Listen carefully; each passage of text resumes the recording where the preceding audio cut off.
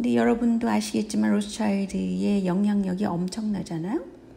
그래서 이게 위키피디아에서 제가 다 따온 건데 이분은 또 그 여러 가지 그 사업들, 뱅크나 컴퍼니가 쫙 있는데 제가 아는 것만 하더라도 상당히 다양합니다. 리베라시옹이라는 것은 그 프랑스의 진보적인 주간지 정도 될 거예요.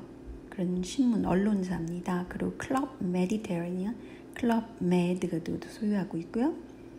또 이코노미스트 그룹을 갖고 있다는 거죠. 그리고 드 비어스라는 것은 다이아몬드 회사였죠. 그리고 영국이 남아공에서 그 컴퍼니로 갖고 있는 것도 이것과 연관이 돼 있을 것 같고요. 또 아시아의 그 미네랄에 관계를 하고 있다고 그래요. 그러니까 그 자연 자원에 굉장히 관여를 많이 하고 있죠. 그뿐만이 아닙니다. 각 그 지역마다 그 소유한 게 굉장히 많아요. 뭐 파크라든가 무슨 가든이라든가 무슨 집이라든가 성, 샤또 그런 것들, 호텔 뭐 이런 것들을 많이 갖고 있는데 영국뿐 아니라 프랑스, 오스트리아, 나폴리는 이태리죠. 까지도 다양하게 이분들이 역사적으로 보면 금융사를 보면은 그 나폴레옹 전쟁 그 시기쯤 되돌아가 보면 이 로스차일드 형제들이 5명이든가 그래가지고 각 그 중요 나라의 뱅크 은행을 소유하고 결국은 유럽의 힘이 된다고 그러죠. 그래서 이 사람 그러니까 이코노미스트의 그 포인트는 다시 제가 강조하지만 그 거대한 자본력으로 전 세계를 그 시장을 오픈하고 프리마켓 그리고 뭐 FDA 추진하고 뭐 이런 것들 다 그런 것과 마찬가지죠. 그리고 이민을 오픈해라. 그런 식의 정책들을 쫙 쓰고 있고 또 강조하지만 동성애를 허용하라. 마리아나 같은 거를 합법화해라. 또 애들을 때리지 마라. 그런 것들, 건 컨트롤을 해라. 뭐 이런 식의 이슈를 가지고 이 이코노미스트는 전 세계를 지금 유도하고 있는데 중요한 것은 특별히 2012년 1월 달에 중국에 대해서 굉장히 그 우호적으로 특별한 주간 그 섹션 주간 그 위클리를 출판하게 돼요. 그러니까 이코노미스트 잡지라는 거는 친중 잡지가 되는 겁니다. 왜냐하면 전 세계를 컨트롤하고 중국과 같은 시스템은 탑다운이 명확하잖아요. 그러니까 컨트롤하기가 너무 좋다는 거죠. 아마 그래서 그랬을 것 같고요. 이 이코노미스트의 그 로스차일드의 자본력은 인도에도 상당히 많은 기업을 갖고 있다고 그러는데 그건 당연하죠. 인도가 영국계였기 때문에 아마 그랬을 거예요. 그래서 2019년에는 인도 정상회의를 하게 되는데 뒤에 산 같은 것도 보이시죠? 그러니까 아무튼 그런 식으로 인디아 서밋도 하고 지금 현재 인도까지 그 친인도 정책을 쓰고 있죠. 근데 이제 중요한 거는 이 이코노미스트는 그 정반합, 그래서 양쪽의 정치세를 밀어줄 수도 있다는데 많은 대중들은 여기서 착각할 수도 있다는 거죠. 중요한 거는 자유시장주의, 자유이민정책, 그 다음에 정부 규제를 줄이는 것, 글로벌화하는 것, 세계화하는 것, 그런 것들을 대충 따라하고 그걸 추종하고 있다는 거죠. 그래서 상당히 진보주의, 한국의 진보주의, 뭐 민주당이 추진하는 것과 굉장히 일맥상통하고요. 이 이코노미스트는 박원순 시장도 한번 여기 등장시켰어요. 그래서 제가 본 일이 있는데 그 유튜브 화면으로 본 적이 있는데요. 왜냐하면 옥스팜을 한국에 도입한 게 박원순 시장이잖아요. 그래서 사실은 박원순의 스탠스는 바로 이 이코노미스트의 스탠스예요. 그렇기 때문에 아마 그 동성애 퍼레이드도 하게 하고 그럴 겁니다. 그거는 하나의 박원순보다 더 위에 있는 탑에 있는 모종의 그 전략가가 그 전략을 주는 거라고 생각하게 되네요. 자연스럽게 그렇죠. 그리고 지금 문재인, 노무현 이하 이 사람들이야말로 굉장히 그 시진핑을 또 너무너무 따르려고 그러잖아요. 그런 것 등등 이것이 바로 1793년과 같은 파티를 하자라고 주장하는 이코노미스트의 영향력, 즉 로스차일드가의 영향력 하에 있다는 겁니다. 근데 이 부분을 많은 분들이 잘 모르시고 있어서 제가 특별히 이 부분을 언급하게 됐습니다. 그동안 많은 그 궁금증을 갖고 계셨던 분들이 이제 그 궁금증이 많이 풀렸으리라고 생각됩니다. 그런데 이제 제가 시간이 조금 지금 남는 관계로 뭐를 하나 더 말하고 싶은 건데요. 이게 뭐냐면요. 지금 조지 플로이드 이 사람은 지나치게 제가 보기에는 그냥 경관이 흑인 한 명을 뭐 그렇게 과도하게 했다. 그랬다면 경관을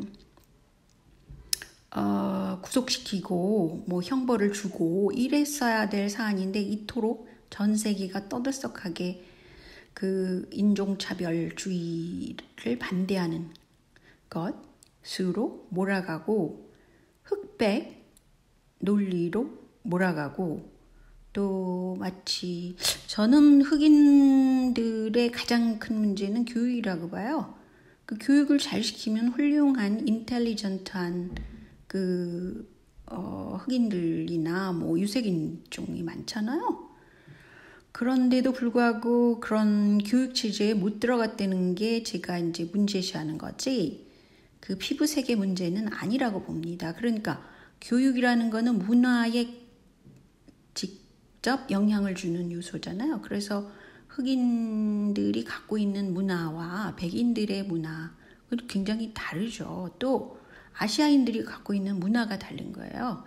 그래서 이 문화적인 그 경계를 어떻게 허물 것인가 그거를 고민하고 교육에 더 관심을 둬야지 이렇게 무슨 흑백 그리고 전 세계가 마치 인종차별을 했다는 식으로 이것은 미국 민주당이 지금 뭐예요? 트럼프를 어떻게 하면 몰아낼까? 중국도 트럼프를 어떻게 하면 몰아낼까? 이런 상태이기 때문에 그런 전국적이고 전 세계적인 그러니까 다 이 언론 방송을 쥐고 있는 이런 자본력이 지금 그걸 기획했다 그러고요. 생각합니다. 그렇게. 그리고 그것에 대해서는 많은 문제가 있다고 얘기하는 사람들이 늘어나고 있는데 그 중에 하나가 조지 플로이드를 부검한 의사가 마이클 바덴이라는 의사인데요. 이 유명한 의사는 존 F 케네디, 마틴 루터 킹, 또 제프리 앱스타인 감옥에서 의문사한 성애자 이 사람 그리고 이번에 조지 플로이드까지 다 부검을 이 사람이 했다네요. 참 오래 사시네요. 이렇게 역사를 휘감으면서 이 의사한테만 이 유명인이 검시하는 이유가 또 뭘까요? 그것도 또 저는 궁금하더라고요. 근데 흑인이면서도 현재의 상태는 정말 이상하다라고 라고 생각하는 아주 딱 부러진 그런 흑인 지성인도 있습니다. 그래서 저도 이것이 흑백 문제가 아닌데 어떻게 이런 식으로 할까라고 생각을 하고, 이것은 단지 그 트럼프의 지지율을 떨어뜨리기 위해서 그랬구나라고 생각하고 있습니다. 그 여성 정치운동가가 캔디스 오웬이라는 사람인데요. 플로이드가 범죄자라고 해서 무릎에 눌려 사망한 게 옳다는 건 아닙니다. 그렇지만 범죄자를 순교자로 만들려는 이런 움직임에는 자기는 동참할 수 없다고 그래요. 굉장히 인텔리전트한 그런 피부색이 검은 그런 분입니다. 그래서 이런 사람들이 많이 그들이 이렇게 생각할 거예요. 사실은 말은 안 하지만. 그런데 이제 지금 현재 제일 걱정되는 것은 뭐냐면요. IT 기업들이 세계화를 위해서 움직이기 때문에 지금 현재 그 코로나 바이러스를 더욱더 창궐시켜서 결국은 그 IT 기업을 더 많이 자본을 갖게, 대기업으로 더 무럭무럭 자라게 해서 결국은 컨택 사업이 없고 언택 사업들로만 전 세계를 컨트롤하자, 이런 생각을 하는 것 같아요. 특히 인구 축소를 하겠다라는 것이 그 빌 게이츠가 이미 말한 모토라고 그러잖아요. 그 사람들이. 그리고 또 이 코로나 바이러스는 연구소에서 만들어진 것이라고 그러고요. 그리고 이 앤서니 파우치라는 사람은 그 미국의 그 오바마, 부시 때도 이 전염병 연구소장으로 대통령을 보위를 계속 했었어요. 그러니까 민주당이다 공화당이다 상관없이 이 사람이 전문가로 활동을 했는데, 이 사람도 제수잇, 아주 유명한 제수잇파라고 그럽니다. 그게 어떤 의미인지 아시겠죠? 그리고 중요한 건 이 사람이 최근에 어제자인 것 같은데요. 뭘 발표를 했냐면 바이러스 대유행은 이제 시작 단계다. 종식되려면 멀었다. 이렇게 발표를 했어요. 그러면서 이 바이러스로 사망자가 계속 지금 늘어나고, 특히 지금은 남미, 아프리카, 특히 남미 쪽에서 많이 죽어나가는 사람의 숫자가 늘어나고요. 그러고 있습니다. 그러면서 이 코로나를 두고 최악의 악몽이다, 이렇게 얘기를 했습니다. 그러니까 전혀 통제 불능 상태이고 굉장히 전염성이 강하다, 이런 걸 강조를 했고요.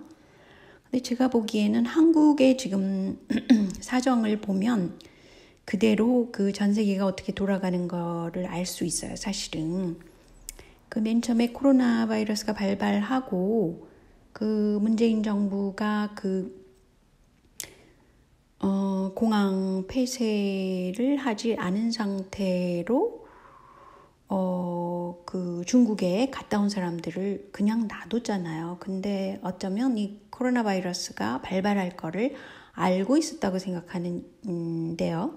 그 이유는 그 마스크를 2월 달까지 굉장히 많이 중국으로 보냈던 기억이 나요. 그 수출을 했단 말이죠.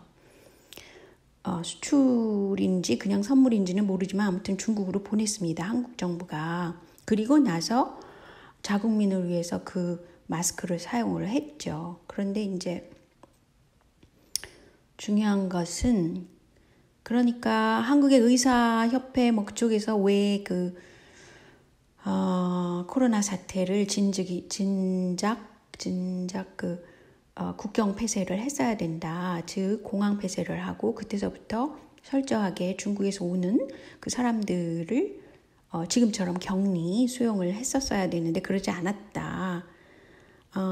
그 문제를 가지고 계속 얘기한 적이 있잖아요. 근데 그 당시에는 그럴 리가 이렇게 생각을 했는데, 지금 생각해 보니까